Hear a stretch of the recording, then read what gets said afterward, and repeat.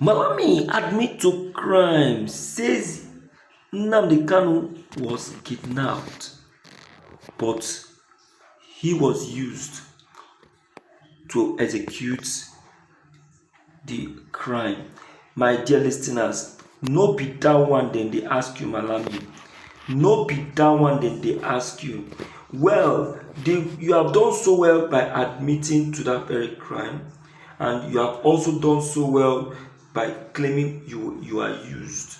But then the fact there is this: you knew that the move you are about to take is illegal, and you went on to carry out that very move. You knew that it's illegal as a lawyer and as a son, and you went on to carry out such an illegal move. I think the rule of law should get you sanctioned for that.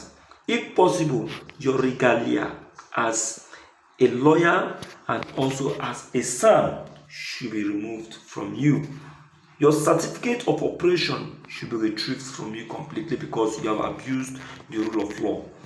Yes, I am saying this because it is so touching. This has also been seen as a proof that the case against Nnamdi Kanu is no longer based on illegality. Across social media, many are already saying that the perpetrators has also been named, and now that they have been named, that they should be prosecuted with immediate effect, including the AGF Malami. This has raised a serious concern as Malami now under a quick resignation from every office he is occupying in the government's office. Now, evidences has finally ensured a reality on the part of Nnamdi Kanu, showing that he is innocent of all the allegations levied against him, not just by Nigerian government, but by Finland and other communities who pressed charges against the IPOB leader during the hearings. My dear listeners, the AGF Malami, in fact, I said it before, that he is the main victim that need to be used to fetch out the truth.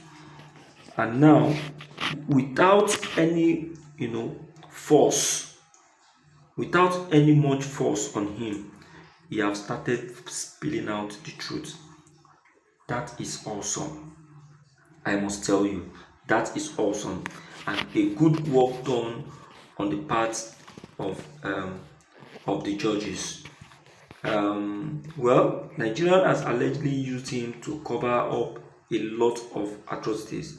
I know that the UK government will do their own part to make sure that Malami is dragged to the FBI, because crime of this kind is not overlooked or just allowed to press down. Crime of this kind are exposed and taken to the criminal courts. Yes, the British citizens and also the British Parliament are now taking a swift action to make sure that all those who press charges against Nnamdi Kanu, especially those who stood as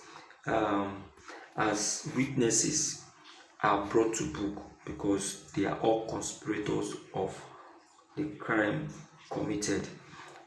This has shown that they were all paid and also all invited unfairly to speak heresy and also discrimination, which without any proof against the IPOB leader. This check has also proved that Malami was only used by these perpetrators. Abubakar Malami, who served as the Attorney General and the Minister of Justice under the Muhammad Buhari administration, considered one of the most powerful legal officers in the country during that very tenure. He was often accused of defending controversial government decisions when Nnamdi Kanu resurfaced in Nigeria. Now, After being kidnapped in Kenya in 2021, Malami was the one who publicly announced it.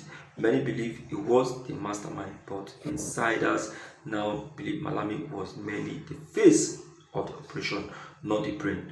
Sources allege that a network of international collaborators, security operatives, and political figures orchestrated this operation in Kenya. Malami may claim was later brought in to provide legal covers and make the abduction look like a lawful extradition.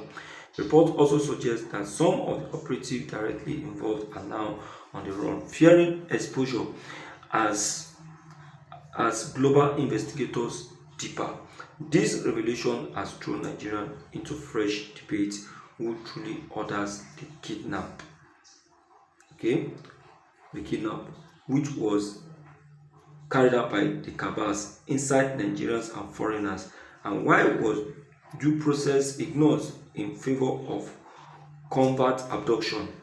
IPOB supporters, this is a seen as a proof that the case against Nnamdi Kanu was flawed and based on illegality across social media. Many are demanding that the rape perpetrators be named and prosecuted if Malami was only used.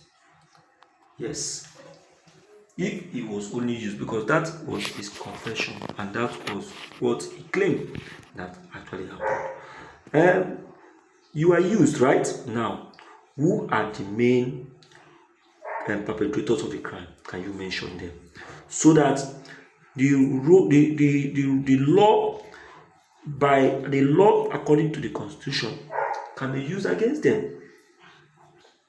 You understand? Because everything you did was out of Constitution. So review the name of these people so that they will be punished according to the rule of law. Unless you want to pay that punishment. That's what I think. Yes.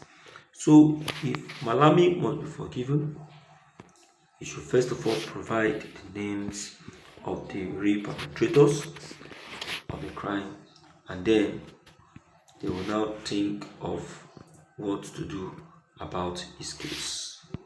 This is my little opinion and my little idea. I've spoken. Anyway, my dear people, let me quickly bring you into this matter. Let's talk and then let's know the way forward. Don't forget to like, subscribe, comment, and also send us messages to get you updated each time we upload any new videos. Thank you. This is the Lord TV.